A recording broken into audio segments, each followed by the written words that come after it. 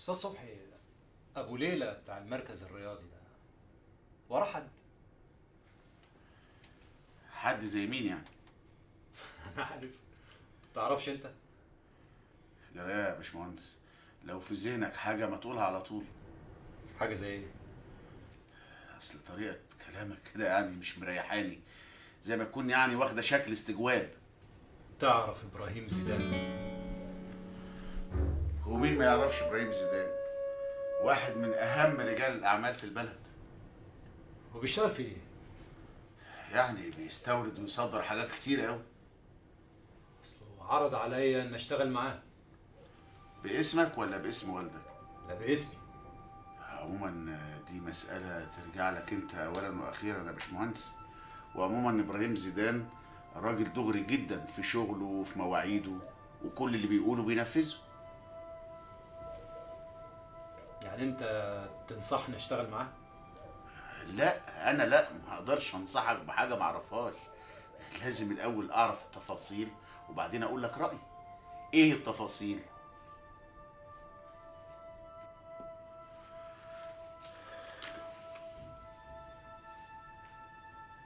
اول ما تبقى عندي التفاصيل هقولها لك يا عم صبحي. سلام.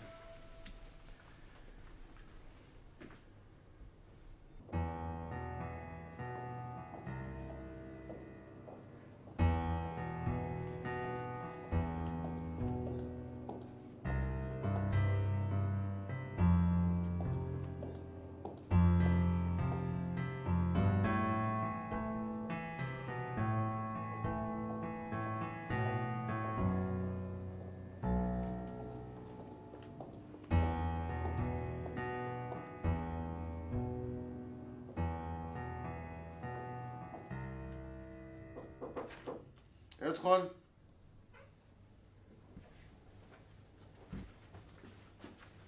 مساء الخير. اهلا اهلا.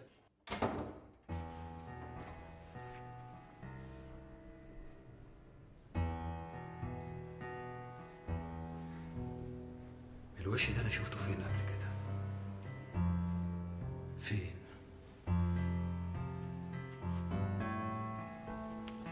فين؟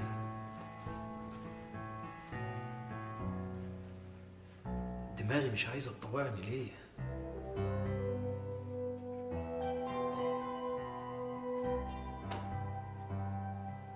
انا عارف ومتاكد اني شفته، بس فين؟ فين؟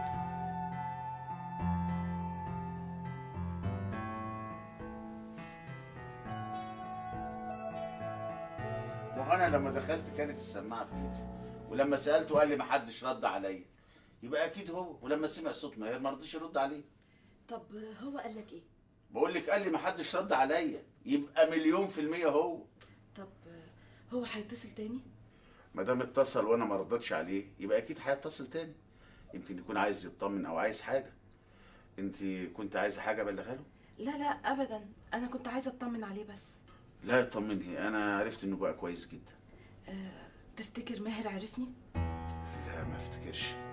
انت قلقانه من حاجه؟ يعني نظراته ليا بتقول انه افتكرني.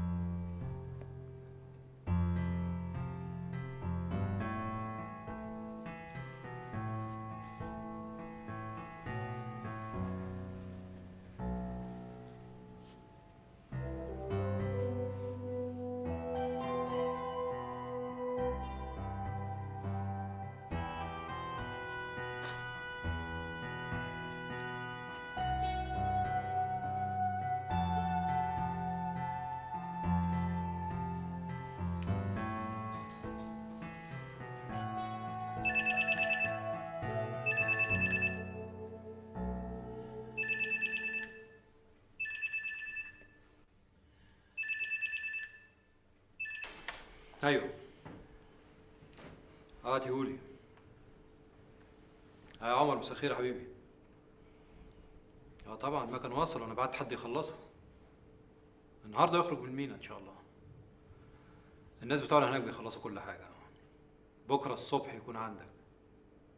طبعا هكون موجود في استقباله. اوكي بص. باي باي.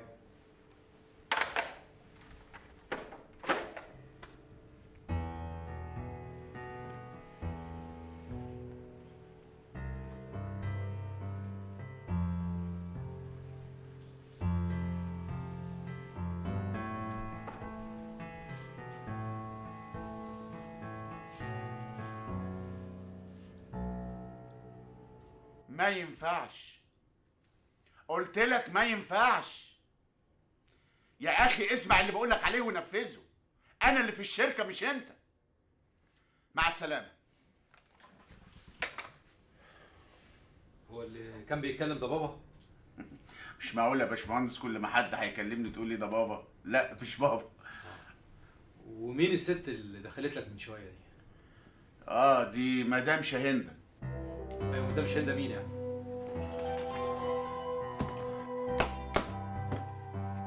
اصل انا فاكر ان انا شفتها قبل كده، بس شفتها فين مش قادر احدد.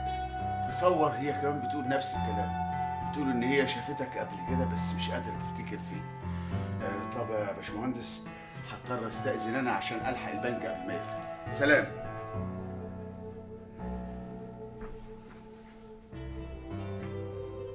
وبعدها لك يا صبحي مخبي عني، بس هفتكر مسيري، هفتكر شفتها فين.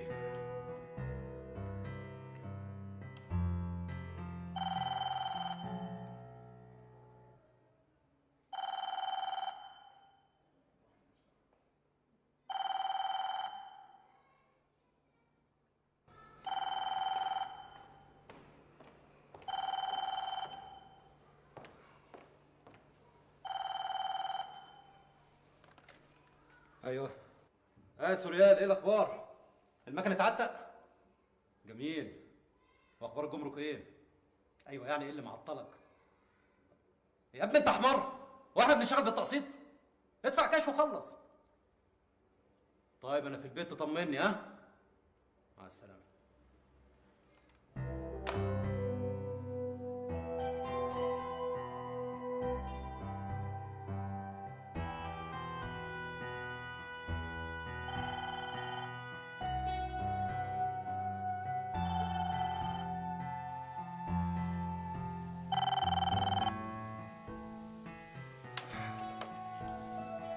الو، صباح الخير يا ريم. صباح الخير ايه يا دكتور؟ احنا بقينا بالليل. يلا قوم دلوقتي خد حمامك علشان ناكل لنا لقمة سوا ونبدأ الشغل على طول. يا باشا انا جاهزة على طول ومستنياك، اول لما تخلص رنلي. اوكي باي. الرحله العجيبه اللي احنا عملناها دي فتحت عينيا على حقيقه مهمه جدا. في حاجات كتيره بنقعد نتكلم عنها ونعمل محاضرات ونعمل برامج في التلفزيون ونقعد على كده، ازاي يبقى عندنا الجمال المدهش ده ومش عارفين لا نستغله ولا نستفيد منه؟ طيب مش كفاية لعبة بقى؟ قصدك نشتغل يعني؟ هو حضرتك شايف اللي احنا بنعمله ده شغل؟ طبعا، وشغل مهم جدا. طيب اتفضل سعادتك، الكوردر شغال. احنا كنا واقفين لغاية لما عملت مشروع التاكسي. تعرف ان الولد حاتم ده ولد كويس قوي.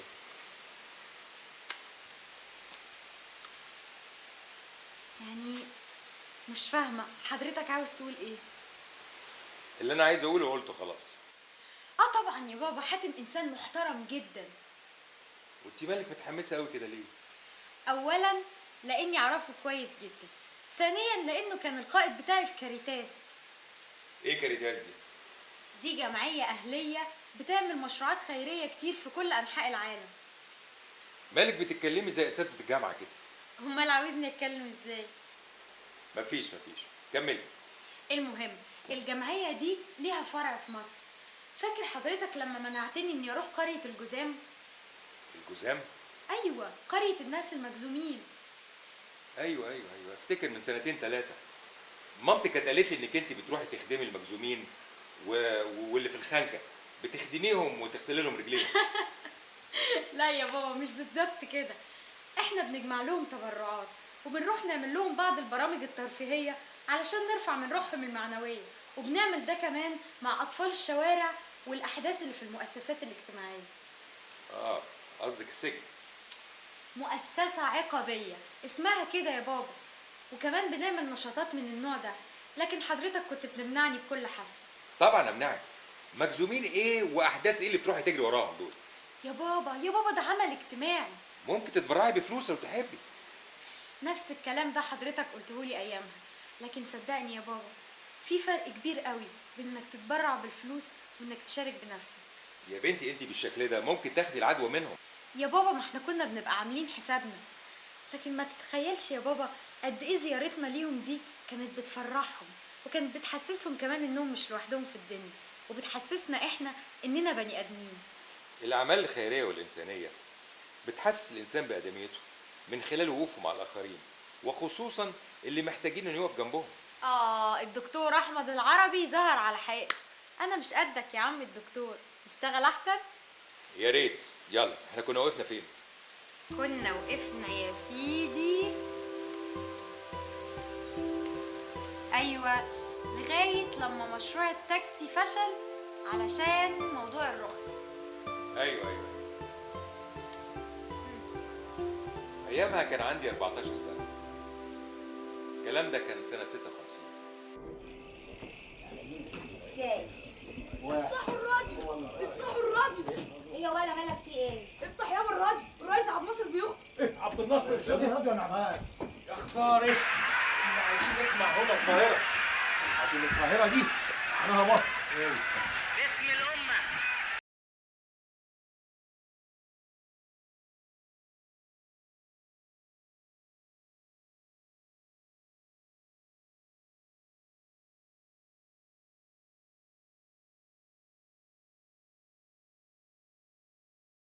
مصرية.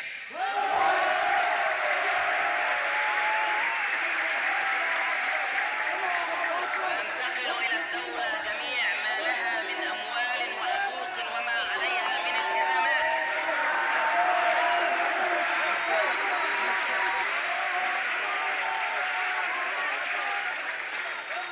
وتحل جميع الهيئات واللجان القائمة حاليا على إدارتها. ابويا كان بيحب عبد الناصر قوي، وكل الناس في البلد كانوا بيحبوه. تقريبا ما كانش في حد بيكرهه، ليه يا بابا كانت كل الناس بتحبه بالدرجه دي؟ لانه كان واحد منهم، واحد من قلب الناس. ابوه كان موظف عادي، لا هو باشا ولا بيه. كان من نوع مختلف من الحكام. ده اول حاكم مصري بيحكم مصر من ايام الفراعنه. ده غير انه كان في حاجه كده رباني بتحبب الناس فيه. والدليل على كده جنازته. كانت جنازه غير مسبوقه في التاريخ. المهم، بعد التأميم على طول حصل العدوان الثلاثي على مصر من انجلترا وفرنسا واسرائيل. ولاننا كنا قريبين من بورسعيد وعلى الطريق الموصل ليها، بقينا بنشوف المتطوعين رايحين بورسعيد، وكل واحد فينا لقى له شغلانه. طفوا النور، طفي النور يا عم عباس، طفي النور يا عم محمود، طفي النور يا عم خليفه، طفي النور يا عم ابراهيم، طفي النور يا عم حسين. نور ايه يا راجل انت وهو؟ اللهم ما تطير الشباك واقول. وادي عماد ابن نعمان، انت عندك بتعمل ايه يا ولد؟ امشي نقرب يقولوا في غرة الليله. قدم. بقول لك ايه؟ ايه؟ في ناس متطوعين بيعدوا من بلدنا هنا يروحوا بورسعيد عن طريق البحيره. ما يروحوا بالعربيات احسن. بقول لك متطوعين رايحين في السر يعني، هيحاربوا الانجليز والفرنساويه. يحاربوا؟ ايوه، ومنهم ناس من بلدنا كمان. بالك بيروحوا يركبوا المراكب من ايه؟ من ايه؟ من بوز البلاط. تيجي نروح معاهم؟ فين؟ بورسعيد. نعمل ايه هناك؟ نحارب يالا زي اللي بيحاربوا. اخويا حسن وشويه معاه رايحين. تيجي نروح معاهم؟ طب حسن هيعرف يحارب، احنا نروح نعمل ايه؟ نعمل اي حاجه، ان شاء الله ننقل لهم الميه، نجيب لهم الاكل، الذخيره. ذخيره؟ ايه ذخيره دي؟ الرصاص والانابل. العيال هناك في بورسعيد بيعملوا كده، بينقلوا الذخيره والميه. مين اللي قال؟ حسان اخويا واللي معاه بقالهم يومين بيتكلموا في الحاجات دي، وانا بتصنت عليهم. ها قلت ايه؟ في ايه؟ هتيجي معاه ولا لا؟ هاجي. طيب روح هات لك حاجه تقيله لحسن الدنيا هتسقع ساعه الفجر. لو احنا نمشي ساعه الفجر؟ قبل الفجر بشويه. نجيب اكل معانا؟ الاكل هناك وكل حاجه هناك. طيب. بس اوعى تقول لامك احنا رايحين فين، ولا لابويا ولا لحد خالص. دي مأمورية سرية. كلمة مأمورية سرية دي حدفتني في قلب المغامرة، رغم خوفي من الضلمة والكلاب، وإني هحارب الإنجليز والفرنسوية واليهود.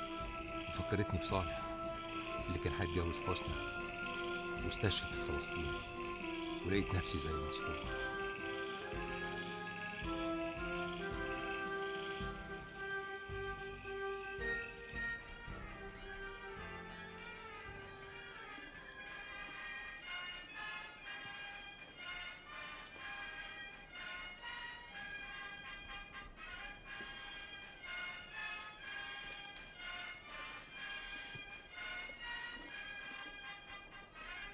تعالى يا احنا. طفيتوا النور يا ايه؟ ايه؟ طب اقعد يا حبيبي كل. بيقول هيبقى في غلط الليل. ايوه الراديو لسه منبه على كده. اركز كده واقعد كل زي الخال. اصلا انا خارج لسه. وانا هاجي معاك. وانا كمان. لا اشمعنى انت تخرج يعني؟ انا كبير ولازم اطمن ان النور مطفي في البلد كلها عشان الغراب. يا ولي يا اخويا اتكن ونام. انا يا ياما بيقولوا المظلات ملك بورسعيد ودارين يقتلوا الناس في الشوارع. ربنا ياخدهم الانجليز والفرنساوي في ساعه واحده. والاسرائيليين ياما ما اسرائيل معاهم. 3 دول علينا يا ولاد. وكل ده ليه؟ عشان الريس أمم القناة اللي هي بتاعتنا وحفرناها دم ولادنا. ده ايه الظلم ده؟ بس هنغلبهم يابا ان شاء الله هنغلبهم. بالك انت في ناس كتير قوي متطوعين وبيروحوا بورسعيد عشان يحاربوا. ايه اللي قال؟ ايه والله وفي ناس من بلدنا من هنا كمان. مين يا ولي؟ ناس كتير ومنهم حسان جوز اختي نجاة. يا مصيبتي. ما تخافيش ياما بورسعيد فيها معسكرات كتيرة والناس من كل حتة بتحارب، حتى العيال الصغيرة اللي زي كده بتحارب. بالك انت لو كان صالح عايش كان راح انتقم منه.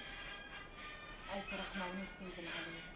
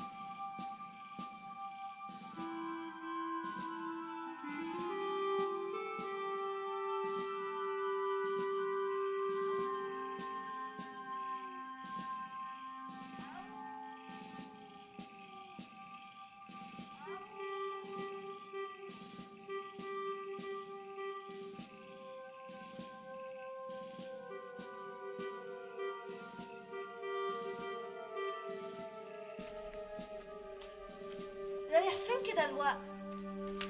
وطي صوتك. امك مش قالت لك ما تخرجش؟ ايوه بس انا لازم اخرج ليه؟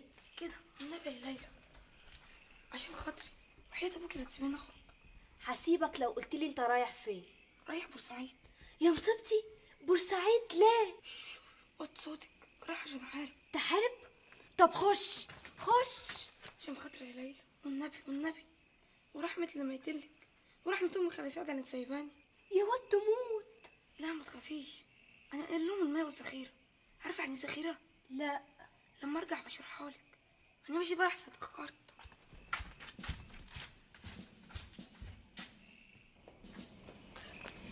اتأخرت ليه؟ ليلى صحت وكنت عايزة تحوش. طب يلا بالعجل لحسن سبق. يلا.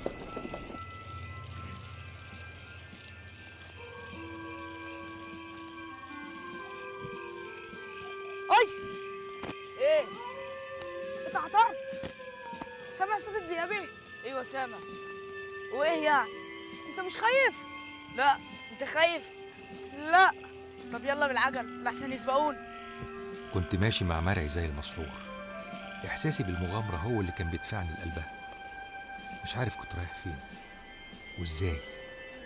المهم إني خضت المغامرة الأخيرة.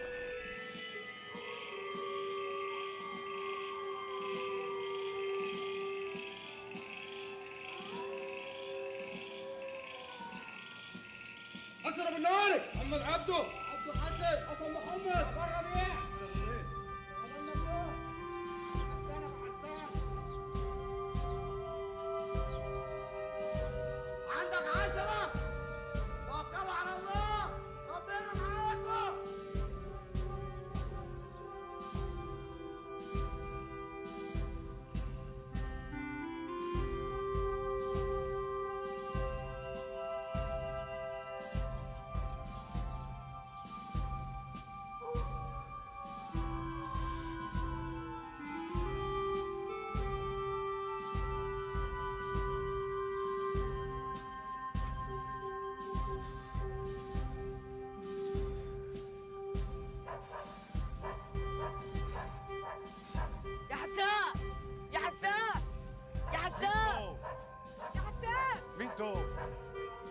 انت ياض انت هو، انت هنا بتعمل ايه؟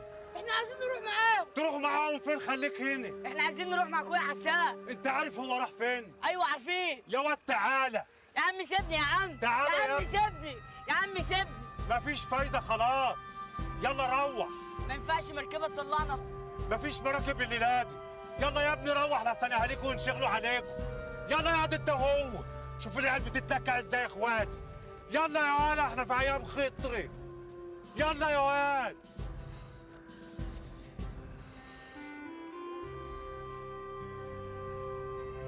احنا هنعمل ايه دلوقتي؟ مانيش عارف. يلا بينا. الدنيا باردة قوي يا معرف.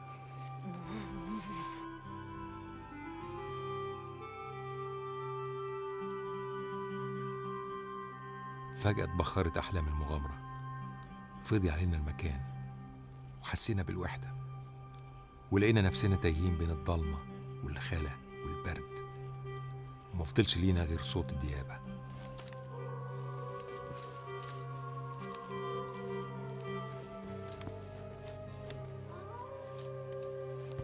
سامع يالا صوت الديابة؟ ايوه سامع. سد ودني. يعني انا لو سديت ودني هفاني مش هيجي ياكلوني؟ الديب لو شافنا فارين مع بعض مش هيقدر يقوم ناحيته. بس لو نقدر نولع شوية نار نتدفى بيهم يا مرعي. ممنوع. انت عايز الطيارات تشوفنا؟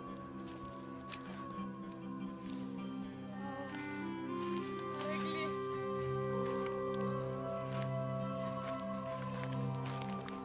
انا مش قادر يا ولا يا مرعي.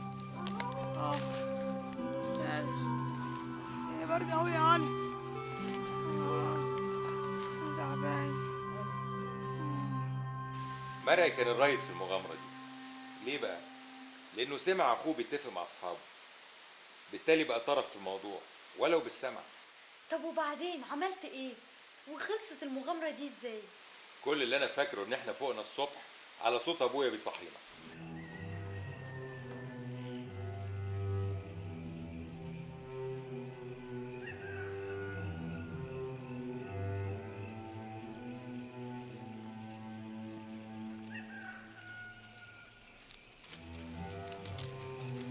يخرب عليكم يا عيال، دي العيال ازرقت بالبرد. قوم يلا انت وهو فين؟ قوم قوم واد يا مالك. انت يا ولد اخوك حسان فين؟ انت اخوك حسان فين؟ راح بورسعيد يحارب الانجليز.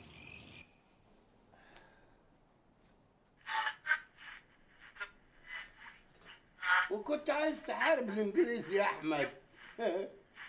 والله عليك بقى فيها بطل يا ولاد. بطل ايه يا حاج حسين؟ خد يا ولد بلع البرشامه دي. مش عاوز يلا. مش عايز دقايق، ده هي دي اللي هتنزلك السخونه. خد ابلع. امسك. مرة يما. الهي مرر عيشتك زي ما انت مرر عيشتي.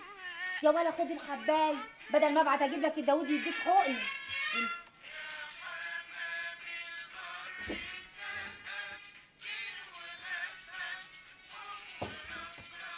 قعدت 3 أيام راقد، حرارتي مرتفعة، وأمي قاعدة جنبي بالكمادات والأدوية لغاية لما خفيت. يا حرام. وبعدين؟ بعدها صدر القرار الأمريكي الروسي للقوات الغازية بالانسحاب، وانسحبوا فعلا. ودي كانت نهاية الإمبراطورية الفرنسية والإمبراطورية البريطانية اللي كانوا بيقولوا عنها لا تغيب عنها الشمس. المهم رجعتوا للدراسة؟ أيوه، سيبنا الجهاد ورجعنا للدراسة. ما افتكرش إن أنا نجحت في سنة من سنوات الإعدادي دي من غير ملحق. خدت الإعدادية أخيرا؟ أيوه، بس المجموع يا دوبك يدخلني في ثانوي، يعني على الحركرك خالص. طب وفي ثانوي كنت كده برضو؟ لا، في دراسة الثانوي بقى كنت أحسن شوية. ليه؟ لأني استقريت في مكان واحد جنب المدرسة، ما كانش عندي مشكلة السفر كل يوم والتأخير عن المدرسة. حاجة تانية كمان مهمة أوي، اكتشفت إن في مواد دراسية ممكن أعمل معاها علاقة، زي التاريخ مثلا. طب وجده نعمان ما اعترضش على دراستك للثانوي؟ اعترض طبعا كالعادة يعني، بس المرة دي بقى كانت بحجة إن أنا هتغرب وأسكن بعيد عنه. يتغرب ده ايه يا ابو احمد؟ ده جنبنا هنا في دمياط. هيبات وياكل ويشرب بعيد عنك يا عقيلة، والمثل بيقول اللي ما تصبحه وتمسيه ما تعرف ايه جرى فيه. لا هو بنتي يا ابو احمد، ده راجل. راجل؟ راجل ايه يا وليه؟ ده لسه حتة عيل لا راح ولا جه، هيعتمد على نفسه ازاي دي؟ يعتمد على ربنا، وبعدين ما هو هيجي هنا كل اسبوع هنأكله كويس ونطبخ له اللي نقدر عليه ياخده معاه وهو رايح. صفي نيتك وتوكل على الله يا ابو احمد عشان خاطري، احنا ما صدقنا الواد نجح في الاعداديه. يا وليه احنا دلوقتي هناخد ارض شركه مع الفلاحين، ده غير ارضنا والبهايم الحمد لله حالتها كويسه. الواد ده بس لو ركز معايا اديله لغايه يبقى مسؤوليته واسرح انا اشوف مصالحي. ما انت شايف كل حاجه بنفسك يا نعمان. الله اكبر الله اكبر عليك، ده انت بسم الله ما شاء الله تدير مديريه بحالها وانت قاعد مطرحك. ايوه كلي بعقلي حلاوه كلي. هانت يا ابو احمد. وبعدين التعليم بقى مجاني الوقت زي ما بيقولوا في الراديو، والواد هيقعد مع مرعي صاحبه في اوضه واحده، يعني ما فيش خوف عليهم خالص. هو انا هعرف اجيلك في جنبي يا عيلي؟ خلاص ايه اللي تشوفيه، بس اني معيش فلوس الوقت. ما تشيلش هم، انا عامله حسابي شايله 5 جنيه عشان الحكايه دي، اهم يمشوه لقدام شويه. طب وبعد كده؟ ربك هيسهلها يا نعمان، ما تشيلش هم، اني هدبر مصاريفه كل اول شهر. منين بقى ان شاء الله؟ من مصاريف البيت ومن تربيه البط اللي انا مربيها له من اول الصيف. ما تشيلش هم انت بس خالص. انتي ده انتي يتفتلك بلاد بحاله. مرعي كان سابقني بسنه وسكن في دمياط ورحت انا اسكن معاه.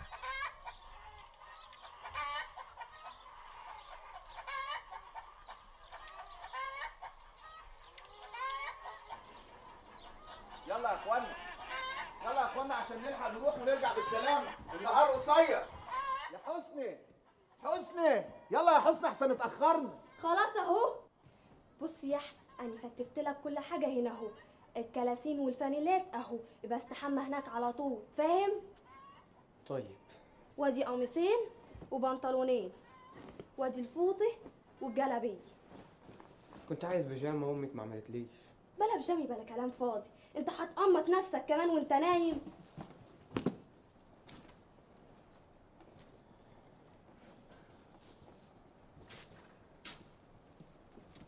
اني كمان خلصت اهو.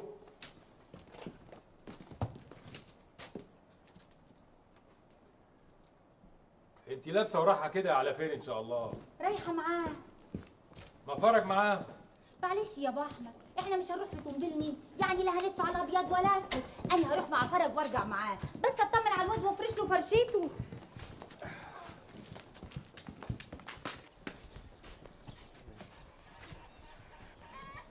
خلي بالك من نفسك يا احمد، انت بقيت راجل وتعتمد على نفسك. وانتي مش هتيجي معاني؟ لا، انتوا لسه هتروحوا عند مرعي، وبعدين اني هستنى اخواتك لما يرجعوا من المدرسه وبعدين اغديهم. خلي بالك من نفسك.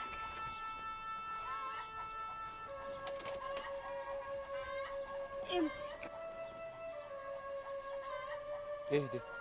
ده النص جنيه اللي محوشاه من العيد. لا خليهولك، امي هتديني. امسك يا ولي، يمكن تحتاجه. خلي بالك من نفسك يا احمد. خلي بالك من نفسك يا احمد. خد ده جنيه ليك، ما تقولش لامك عليه. ربنا يخليك يا رب.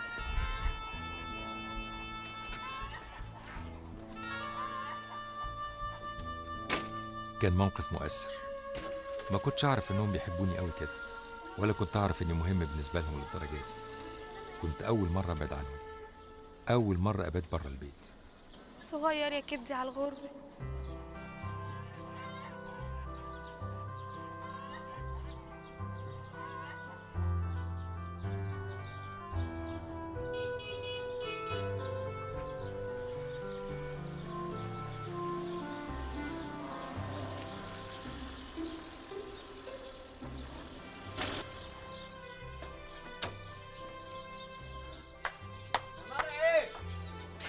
يلا يا مرة. ايوه يا احمد انا جاي اهو. ازيك يا خالتي عقيلي؟ ازيك يا مرة؟ ازيك يا احمد؟ تسلمي يا مريم. ازيك انت؟ ازيك يا ام احمد؟ اهلا يا ام حسان، ازيك انت؟ تسلمي يا اختي، امال رايحه على فين كده؟ هروح اوصلهم. ما هو ماني عارف السكه ومتودي. يا اختي اهو برضه ابقى معاهم. ازيك يا نجاة؟ ازيك يا حبيبتي؟ الحمد لله يا خالتي، في تعب خف شويه. طب يا حبيبتي الحمد لله. يلا يا اولاد يلا يا جماعه، يلا يلا. يلا. سلام عليكم. سلام.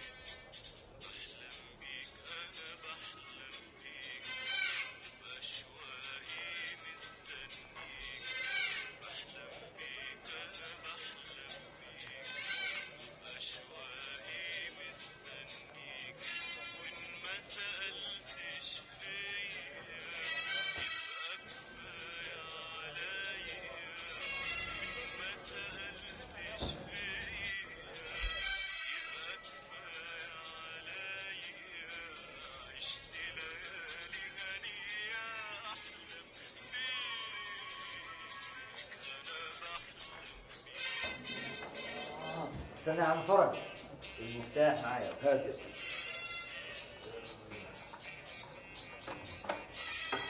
بسم الله الرحمن الرحيم. السلام عليكم. وعليكم السلام.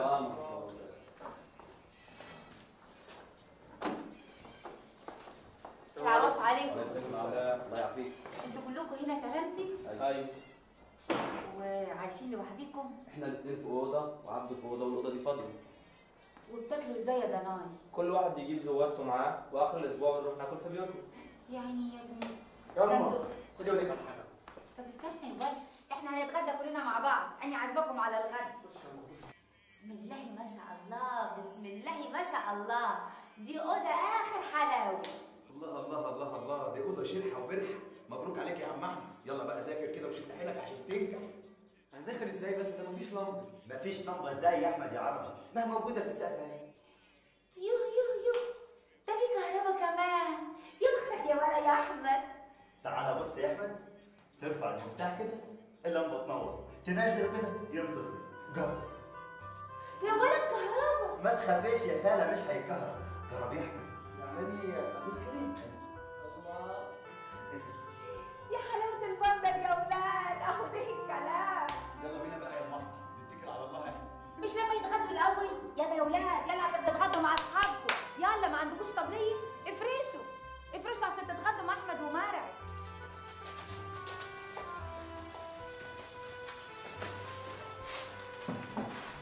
ما تسيبيهم يتصرفوا مع بعض كده، هنتاخر يا حماد. لا هنتاخر ولا حاجه. يلا يا احمد تعال افتح السبت واعزم على اصحابك بالاكل. يلا يا احمد. هم دول محتاجين عزومه يا خاله. دول هيهجموا دلوقتي زي الجراد. عشان يبقى عيش وملح بينكم وبين بعض وتبقوا اصحاب حلوين كده ومحدش يضايق اخوه. يهجموا. استنوا كده بالرحمن عشان ربنا يبارك. انا هوزع عليكم منابكم بالعدل، كل واحد ياخد منابه بس. امسك. انت اسمك ايه؟ سمير. بالهنا والشفا يا سمير. وانت؟ انا حسن وده عبده. عاشت الاسامي، صلاه النبي احسن. خد يا حبيبي، خد. كلوا يا ولاد، كلوا وانبسطوا. خد بالهنا والشفا. خد يا حبيبي. انت تاكل ايه؟ بالهنا والشفا. كلوا يا ولاد، بس على مهلكم الاكل مش هيطير.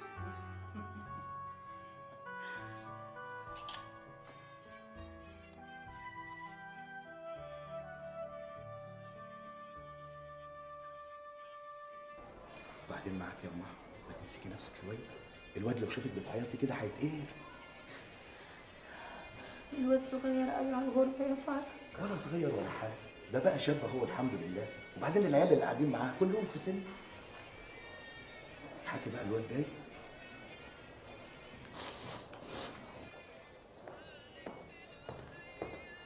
تعالى يا احمد، تعالى كلم امك. انا مستنيكي في العربيه يا ام احمد. ايوه يا عم.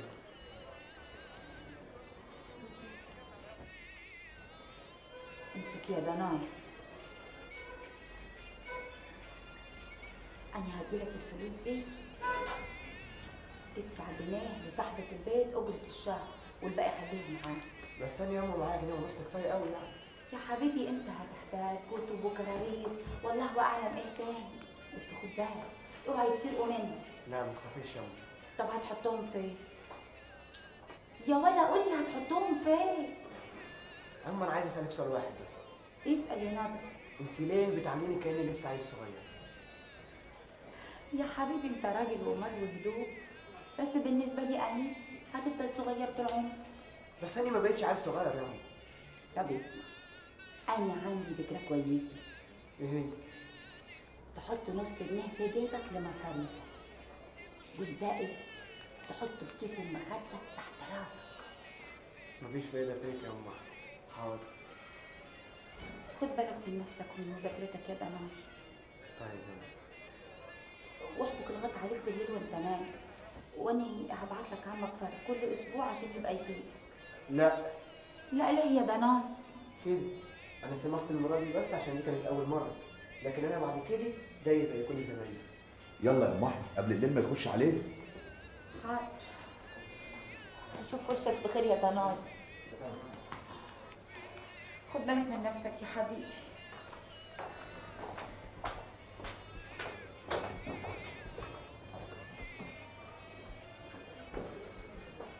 صلي على النبي. امال يا ام احمد؟ اللهم صل عليه. احمد بالصلاه على النبي هيبقى راجل كويس قوي، دماغه مليانه مشاريع. اياك يبعد عنها الوقت ويخليه في المذاكره بتاعته يا فرج، ما احناش ناقصين مشاريعه الايام دي. مضايقه نفسك ليه؟ مش هي دي كانت فكرتك؟ اول مره يتغرب يا ابو احمد. يا وليه ده خلاص بقى راجل، كبري مخك بقى. هو قال لي كده برضه. عارف يا ابو احمد، واني سايباه وراجعه لوحدي حسيت كاني حته مني سبتها هناك. ما تكبريش الموضوع بقى يا عيلي، ما كل اسبوع هيبقى عندك هنا. زي ما يكون فرخة حمام ريشه كبر وطار من العيش مرة واحدة. مسيره يبني العش بتاعه لنفسه هو راخر. ربنا يكتب لك في كل خطوة سلامة يا أحمد يا عربي يا ابن قلبي.